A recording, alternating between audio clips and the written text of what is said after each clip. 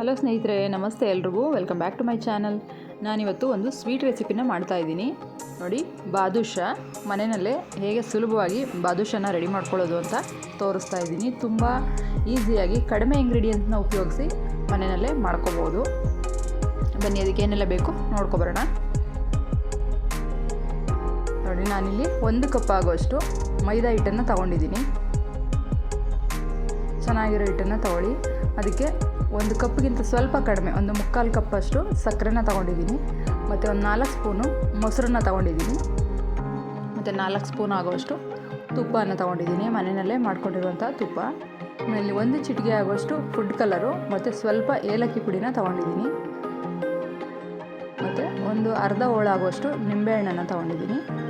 ಮೇಲ್ಗಡೆ ಅಲಂಕಾರಕ್ಕೋಸ್ಕರ ಬಾದಾಮಿನ ತೊಗೊಂಡಿದ್ದೀನಿ. ನೀವು ಯಾವುದೇ ಡ್ರೈ ಫ್ರೂಟ್ಸ್ ಬೇಕಿದ್ರೂ ತೊಗೊಳ್ಳಿ. ನಾನಿಲ್ಲಿ ಒಂದು ಮಿಕ್ಸಿಂಗ್ ಬೌಲ್ನ ತೊಗೊಂಡು ಅದಕ್ಕೆ ನಾವು ತೊಗೊಂಡಿರುವಂಥ ಮೈದಾ ಹಿಟ್ಟನ್ನು ಸೇರಿಸ್ಕೊತಾ ಇದ್ದೀನಿ. ಮತ್ತು ಮೊಸರನ್ನು ಕೂಡ ಹಾಕೋತಾ ಇದ್ದೀನಿ.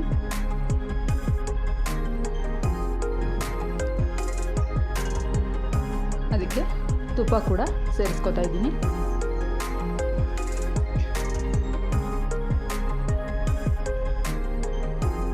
ಮೈದಾ ಹಿಟ್ಟು, ಮೊಸರು, ತುಪ್ಪ ಇದು ಮೂರನ್ನು ಸೇರಿಸಿ ಇದನ್ನು ಒಂದ್ಸರಿ ಚೆನ್ನಾಗಿ ಮಿಕ್ಸ್ ಮಾಡ್ಕೊತೀನಿ, ಹಂಗೆ ಡ್ರೈ ಆಗಿ. ಇದರಲ್ಲೇ ತೇವಾಂಶ ಇರೋದ್ರಿಂದ ಅದನ್ನು ಚೆನ್ನಾಗಿ ಒಂದ್ಸರಿ ಮಿಕ್ಸ್ ಮಾಡ್ಕೊತೀನಿ.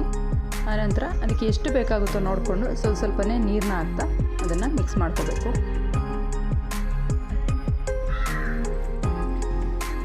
ಈ ಸ್ವೀಟು ಬೇಗನೆ ಮಾಡ್ಕೋಬೋದು. ಒಂದು 10ರಿಂದ 15 ನಿಮಿಷದಲ್ಲಿ ರೆಡಿ ಆಗುತ್ತೆ. ಮನೆಯಲ್ಲಿ ಸಣ್ಣ ಪುಟ್ಟ ಫಂಕ್ಷನ್ಸ್ ಇದ್ದರೆ, ಹಬ್ಬಗಳಲ್ಲಿ ಇದನ್ನು ಮನೆಗಾಗುವಷ್ಟು ನಾವೇ ರೆಡಿ ಮಾಡ್ಕೋಬೋದು. ನೋಡಿ, ಇದಕ್ಕೆ ಸ್ವಲ್ಪ ನೀರನ್ನು ಹಾಕ್ತಾ ಒಂದು 1/4 ಲೋಟ ಆಗೋಷ್ಟು ನೀರು ಹಿಡಿದಿದೆ ಅಷ್ಟೇ.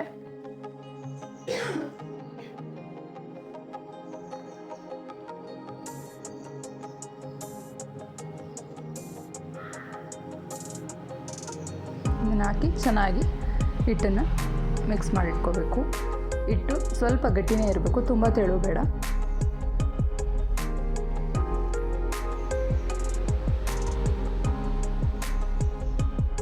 ಈ ಥರ ಚೆನ್ನಾಗಿ ಎಲ್ಲ ಮಿಕ್ಸ್ ಆಗೋ ಥರ ನಾನು ಕಲಸಿಟ್ಕೋತೀನಿ.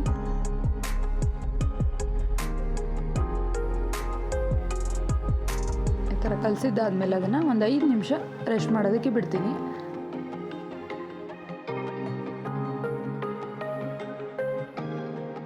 ನೋಡಿ, ಇಷ್ಟ ಆದರೆ ಕರೆಕ್ಟಾಗಿ ಹದ ಬರುತ್ತೆ. ತುಂಬ ಸಾಫ್ಟ್ ಕೂಡ ಇರಬಾರ್ದು. ಈಗ 10 ನಿಮಿಷ ಅದು ರೆಸ್ಟ್ ಮಾಡಿದ್ದಾಗಿದೆ.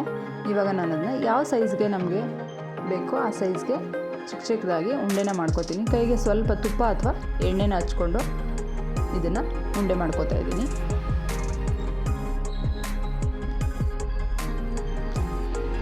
ಮೇಲ್ಗಡೆ ಎಲ್ಲ ನೈಸಾಗಿ ಬರೋ ಥರ ಉಂಡೆನ ಚೆನ್ನಾಗಿ ಕಟ್ಕೋಬೇಕು. ಮತ್ತು ಸ್ವಲ್ಪ ಪ್ರೆಸ್ ಮಾಡಿ ಈ ಥರ ಮಧ್ಯದಲ್ಲಿ ಒಂದು ಹೋಲ್ ಥರ ಮಾಡಬೇಕು. ಪೂರ್ತಿ ಅದು ಹೋಲು ಓಪನ್ ಆಗಬಾರ್ದು. ಈ ಥರ ಮಾಡೋದ್ರಿಂದ ಒಳಗಡೆ ನೀಟಾಗಿ ಚೆನ್ನಾಗಿ ಬೇಯುತ್ತೆ ಅಂತ ಅಷ್ಟೇ. ನೋಡಿ, ನನಗೆ 1 ಕಪ್ ಹಿಟ್ಟಿಗೆ ಇಷ್ಟು ಆಗಿದೆ. ಒಂದು 15ರಷ್ಟು ಬಾದುಷಾ ರೆಡಿಯಾಗಿದೆ. ನೋಡಿ, ಈ ಥರ ಎಲ್ಲನೂ ಉಂಡೆ ಮಾಡಿ ರೆಡಿ ಮಾಡಿ ಇಟ್ಕೊಂಡಿದ್ದೀನಿ. ನಾವಿದಕ್ಕೆ ಈಗ ಪಾಕನ ರೆಡಿ ಮಾಡ್ಕೊಳ್ಳೋಣ. ನಾನಿಲ್ಲಿ ಒಂದು ಪಾತ್ರೆನ ತೊಗೊಂಡಿದ್ದೀನಿ. ಅದಕ್ಕೆ 1/4 ಕಪ್ ಆಗುವಷ್ಟು ಸಕ್ಕರೆನ ಇಟ್ಕೊಂಡಿದ್ವಲ್ಲ ಅದನ್ನು ಸೇರಿಸ್ಕೊತಾ ಇದ್ದೀನಿ. ನಾವು ಎಷ್ಟು ಸಕ್ಕರೆ ತೊಗೊಂಡಿರ್ತೀವೋ ಅದರಲ್ಲಿ ಅರ್ಧ ಭಾಗದಷ್ಟು ನೀರನ್ನು ಹಾಕೋತಾ ಇದ್ದೀನಿ. ನೀರು ಜಾಸ್ತಿ ಹಾಕೋದ್ರಿಂದ ಪಾಕ ಬೇಗ ಬರೋದಿಲ್ಲ, ನಿಧಾನ ಆಗುತ್ತೆ. ಸ್ವಲ್ಪ ನೀರು ಈ ಥರ ನೀಟಾಗಿ ಮಿಕ್ಸ್ ಮಾಡಿ ಸಕ್ಕರೆ ಪಾಕನ ರೆಡಿ ಮಾಡ್ಕೋಬೇಕು. ಸಕ್ಕರೆ ಒಂದೆಳೆ ಪಾಕ ಬರಬೇಕು, ಸಕ್ಕರೆ ಪಾಕ.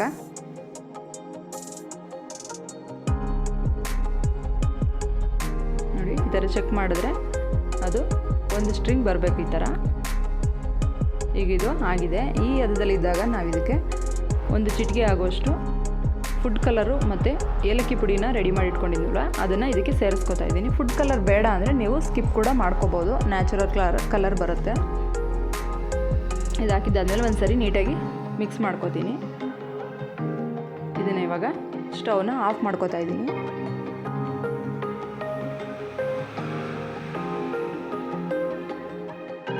ಸ್ಟವ್ ಆಫ್ ಮಾಡಿದ್ದಾದಮೇಲೆ ಇದಕ್ಕೆ ಒಂದು ಕಾಲು ನಿಂಬೆಹಣ್ಣಿನ ರಸನ ತೆಗೆದು ಇದಕ್ಕೆ ಸೇರಿಸ್ಕೊತಾ ಇದ್ದೀನಿ. ನಿಂಬೆಹಣ್ಣು ರಸ ಹಾಕೋದ್ರಿಂದ ಪಾಕ ತುಂಬ ಗಟ್ಟಿ ಆಗೋದಿಲ್ಲ. ನೋಡಿ ಎಷ್ಟಿದೆ, ಮತ್ತು ಒಳ್ಳೆ ಕಲರ್ ಕೂಡ ಬರುತ್ತೆ. ನಾನಿಲ್ಲಿ ಎಣ್ಣೆನ ಕಾಯೋದಕ್ಕೆ ಇಟ್ಕೊಂಡಿದ್ದೀನಿ ಬಾದುಷಾನ ಕರಿಯೋದಕ್ಕೆ. ಎಣ್ಣೆ ಹದವಾಗಿ ಕಾದಿದೆ. ಇವಾಗ ರೆಡಿ ಮಾಡಿ ಇಟ್ಟಿರುವಂತಹ ಬಾದುಷಾನ ಬೇಯಿಸ್ಕೊಳ್ಳೋಣ. ಬಾದುಷಾ ಬೇಯೋದು ಸ್ವಲ್ಪ ನಿಧಾನ ಆಗುತ್ತೆ, ಹಿಟ್ಟು ದಪ್ಪ ಇರೋದ್ರಿಂದ. ಈ ಥರ ಹಾಕಿ ಇದನ್ನು ಚೆನ್ನಾಗಿ 2 ಸರಿಗೆ ನಾನು ಬೇಯಿಸ್ಕೊಂಡಿದ್ದೀನಿ. ಇದನ್ನು ಕಡಿಮೆ ಉರಿನಲ್ಲಿ ಇಟ್ಟು ನಿಧಾನವಾಗಿ ಬೇಯಿಸ್ಕೋಬೇಕು. ನೋಡಿ, ಇದು ಈ ಕಲರ್ ಬಂದಿದೆ. ಇಷ್ಟಾದರೆ ಸಾಕಾಗುತ್ತೆ. ನೋಡಿ, ಫಸ್ಟು ನಾನು ಬೇಯಿಸಿದ್ನಲ್ವ ಅದನ್ನು ಪಾಕಕ್ಕೆ ಸೇರಿಸ್ಕೊಂಡಿದ್ದೀನಿ. ಇದನ್ನು 2ನೇ ರೌಂಡಲ್ಲೂ ಸಹ ಪಾಕಕ್ಕೆ ಸೇರಿಸ್ಕೊತಾ ಇದ್ದೀನಿ.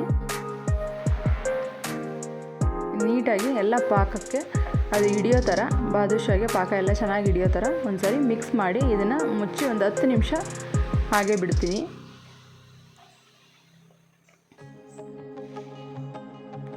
ಹತ್ತು ನಿಮಿಷ ಸಾಕಾಗುತ್ತೆ. ಅಷ್ಟರಲ್ಲಿ ನಮ್ಮ ಬಾದುಷಾ ರೆಡಿ ಆಗುತ್ತೆ. ನೋಡಿ, ಬಾದುಷಾ ರೆಡಿಯಾಗಿದೆ. ನಾನು ಮೇಲ್ಗಡೆ ಬಾದಾಮಿಯನ್ನು ಕಟ್ ಮಾಡಿ ಪೀಸಸ್ಸು ಮೇಲೆ ಇಟ್ಕೊಂಡಿದ್ದೀನಿ. ನೀವು ಬೇರೆ ಯಾವುದೇ ಡ್ರೈ ಫ್ರೂಟ್ಸ್ ಬೇಕೆಂದರೂ ಹಾಕೋಬೋದು. ತುಂಬ ಚೆನ್ನಾಗಿರುತ್ತೆ. ಮನೆಯಲ್ಲಿ ನೀವು ಕೂಡ ಟ್ರೈ ಮಾಡಿ. ಈ ವಿಡಿಯೋ ನಿಮಗೆ ಇಷ್ಟ ಆಗಿದರೆ ನಮ್ಮ ಚಾನಲ್ನ ಲೈಕ್ ಮಾಡಿ, ಶೇರ್ ಮಾಡಿ, ಸಬ್ಸ್ಕ್ರೈಬ್ ಮಾಡಿ. Thank you.